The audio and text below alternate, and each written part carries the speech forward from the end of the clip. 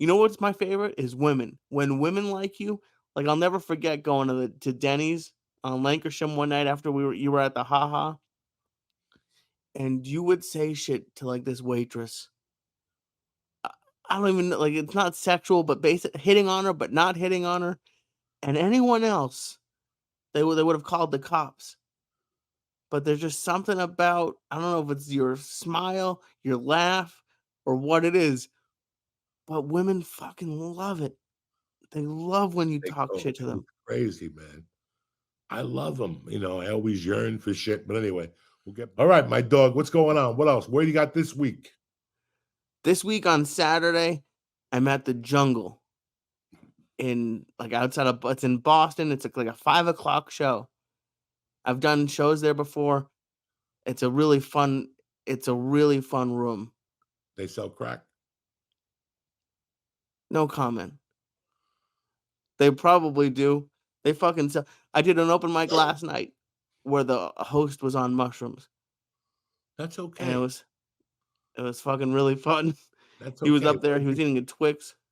What if he ate? What if he killed 21 people and one day he decided maybe I'll try mushrooms? Now he don't kill nobody no more. Do you ever think about that? If he's happy and you don't have a gun or a knife, who gives a fuck? You go up there and you tell him, listen, if the cop calls, don't tell him nothing, and then you fucking get on the mic.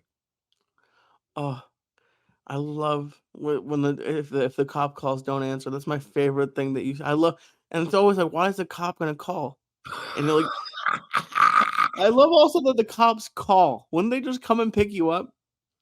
Well, call means a combination of things. They might call you or they might knock on the door. They knock on the door, you don't open it. You just say, how can I help you? Is this Lee Syatt?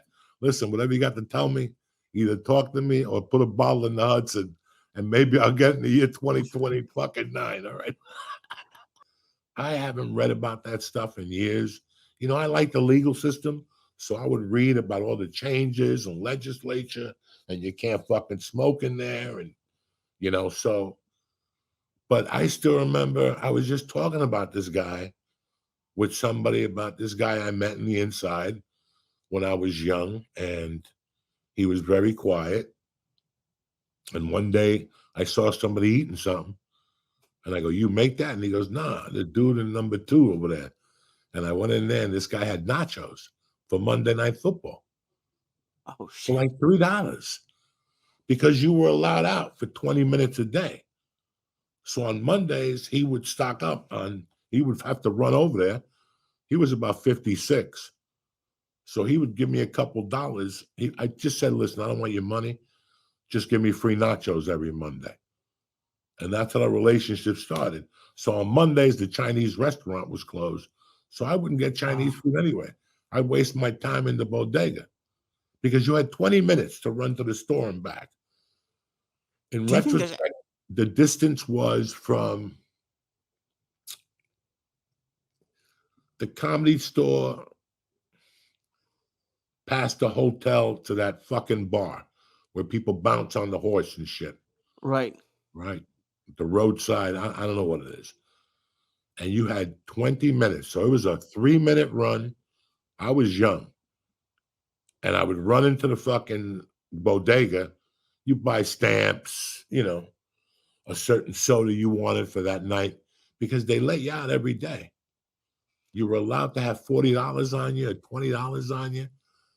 But then I figured out you couldn't hit the Chinese restaurant and the motherfucking bodega. So I used El Cocono. I went on the phone and called the Chinese restaurant and said, can you have ready by 12:07? Yeah, we'll be there. And I go to the bodega, get a soda, ice cream, whatever the old man needed, and my Chinese food.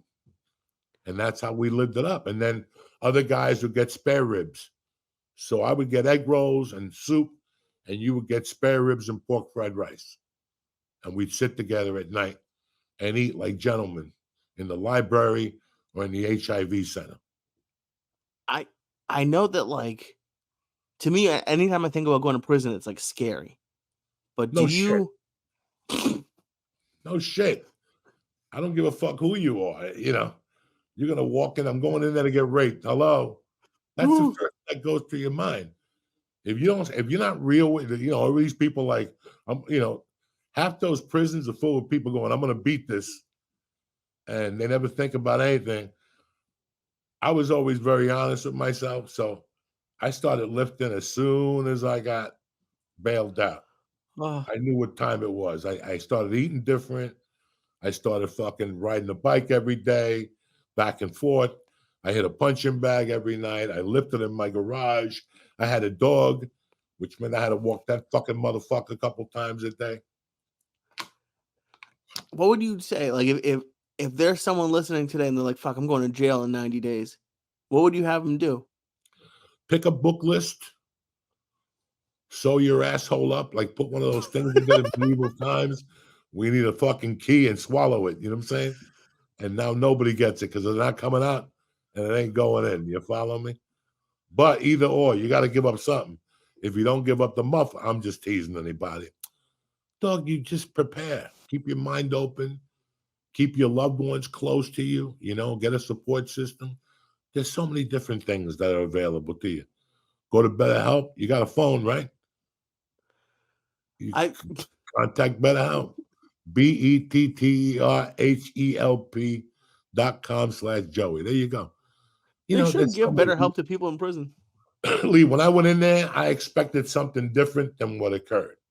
But let me talk to you about something. How'd you do this weekend? Oh, I did.